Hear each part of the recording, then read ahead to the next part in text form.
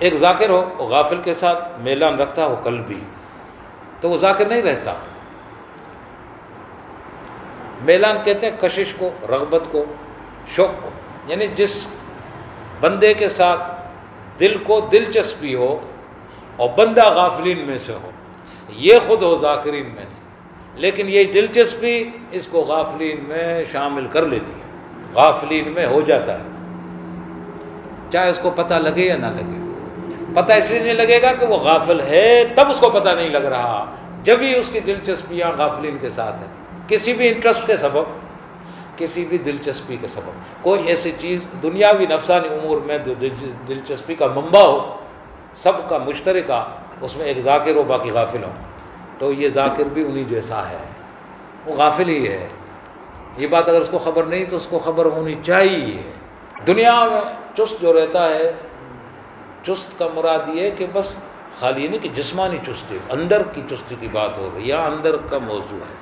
دنیا کے لیے جس میں چستی ہے نا، اور دین کے لیے، اللہ کے لیے، رسول صلی اللہ علیہ وسلم کے لیے، قرآن، ذکر، آخرت، اس کے لیے اس کے اندر خود بخود سستی آتی ہے، خود بخود سستی آتی ہے، اور یہ سستی حضور علیہ السلام نے پناہ چاہی رب کی اس سستی سے، اللہم انی اعوذ بک من الکسل، پناہ چاہیے اللہ، پناہ چاہیے اللہ۔ حالانکہ آقا علیہ السلام میں تو چستیاں دین کے لیے، آخرت کے لیے، اللہ کے لیے، وہ چستیوں کے شہنشاہ، چستوں کے شہنشاہ، بادشاہ، پھر اور مزید پھر بنا چاہیے۔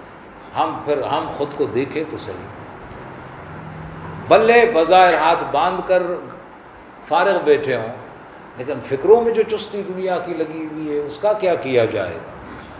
وہ چستی اندر کو مار دیتی ہے سست کر کے دین کے لیے۔ اور ایسے ہیں بظاہر جسمانی طور دین میں چست نظر آتے ہیں بظاہر، لیکن اندر پھر سستی ہوتی ہے۔ وجہ یہ ہوتی ہے کہ اندر میں چستی دنیا کے لیے ہوتی ہے، اور یہ دنیا والی چستی کام نہیں دیتی، کام نہیں دیتی، سکرت میں الٹا پریشان کرتی ہے۔ جو موت کی بے ہوشی آتی ہے، یہ دنیا کی چستی جو اندر میں ہوتی ہے، جو حقیقت میں باطل کی سستی بنی ہوئی ہوتی ہے، سکرت میں بڑی پریشان کن بنتی ہے۔ جس نے مرنا ہے وہ یہ بات ذہن نشین کر لے، جس نے مرنے نہ مرنے کا کوئی ٹھیکہ لیا ہے اس کا عنوان نہیں ہے، یہ اس کا عنوان ہے جس نے موت کی لذت چکھنی ہے۔ یہ جو تھوڑے ہو کر نا ہزاروں کو شکست دیتی تھی جماعت صحابہ کرام کی، وہ اندر ان کے باطنی چستی ہوتی تھی، باطنی چستی کا کمال ہوتا تھا۔ لاغر جسم ہوتے تھے، ٹوٹی تلواریں ہوتی تھی، پیوند زدہ کپڑے ہوتے تھے، لاغر اونٹنیوں پر سوار لشکر لیے سامنے، بڑے بڑے لشکروں کے سامنے، اندر کی پھرتی تھی۔ آج کا مسلمان کافر سے زیادہ چست ہو گیا، مر گیا ہے۔ اللہ پاک حاجی مراد علی صاحب کو غریق رحمت فرمائے، وہ زندہ دل تھا، وہ زندہ دل تھا۔ اس لیے مردہ دلوں کی شناخت اس کے دل کو اللہ نے دی تھی۔ مردے کو تو خبر نہیں ہوتی نا کسی چیز کی، مردہ تو مردہ ہوتا ہے، زندہ کو خبر پڑتی ہے۔ کبھی کبھی اپنے ہی ہمارے احباب کے بارے میں وہ اصلاح کے لیے یہ کہتا تھا، تھوڑی کوئی مذاق اڑاتا تھا۔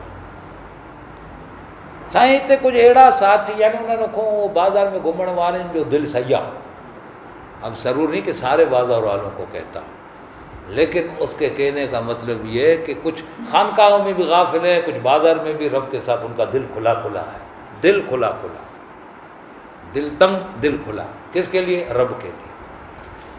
تنگ جب ہوتا ہے جب بندہ اس دنیا کے لیے خود کو فروخت کر دیتا ہے۔ فروخت کرنے کا مطلب یہ ہے کہ اسی کی فکر میں جب سرگرداں رہتا ہے تو اس نے خود کو بیچ دیا اس مردود دنیا پر، مردار دنیا پر۔ جب خریدار مردار ہے تو پھر جو بکا وہ کیسا زندہ ہوگا؟ کس حد تک ہضم ہوتی ہے بات واللہ عالم، لیکن چونکہ آتی ہے تربت کی نیت سے، مشائخ کی توجہات ہیں، کہنی پڑتی ہیں، شاید کبھی نہ کبھی جا کے یہ بات یاد آ جائے، طبیعت کے اندر ٹھوک کر جائے، کبھی بیدار کر دے، کبھی جھنجھوڑ کر دے، کبھی ہلا دے، کبھی جگا دے۔ سبحان ربک رب العزت عما یصفون وسلام علی المرسلین والحمد للہ رب العالمین۔ میرے مخاطب سارے نہیں ہیں، جن کو اللہ نے نصیب کیا وہ باتوں سے مایوس نہ ہوں، وہ اللہ کا شکر کریں، اپنے حال کو دیکھ کر شکر کریں، جن کے